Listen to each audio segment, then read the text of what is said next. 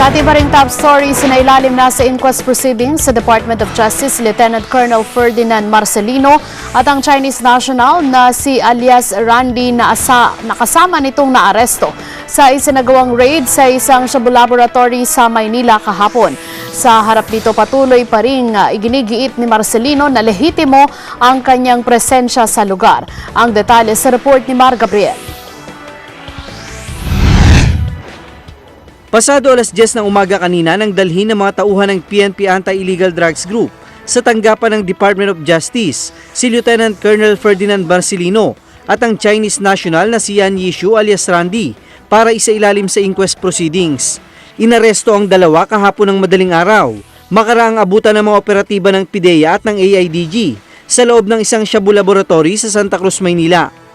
Nasabat sa lugar ang nasa 64 na kilo ng shabu na nagkakahalaga ng mahigit sa 300 milyong piso.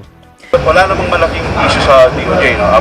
Ang DOJ ang tanggapan na nagsasagawa ng inquest proceeding sa mga taong nahuli nang walang kaukulang warrant of arrest. Actually, pwede rin siyang i-inquest sa Manila City Prosecutor's Office, pero kami po ang AIDG sa aming karanasan, lagi po kaming sa DOJ nagre-request ng preliminary o ng inquest proceedings. Pero sa harap nito, patuloy pa ring iginigiit ni Marcelino na lehitimo ang kanyang presensya sa lugar.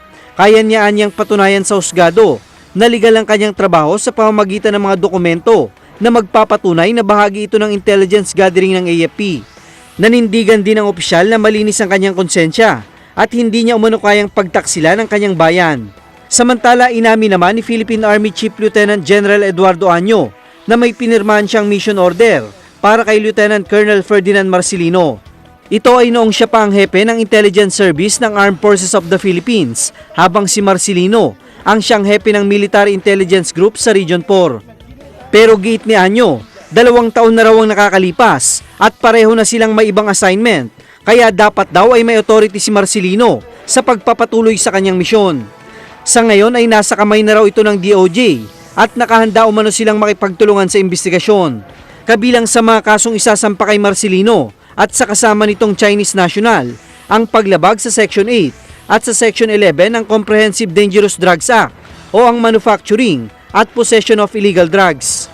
Para sa Eagle News, Mar Gabriel, I'm One with 25.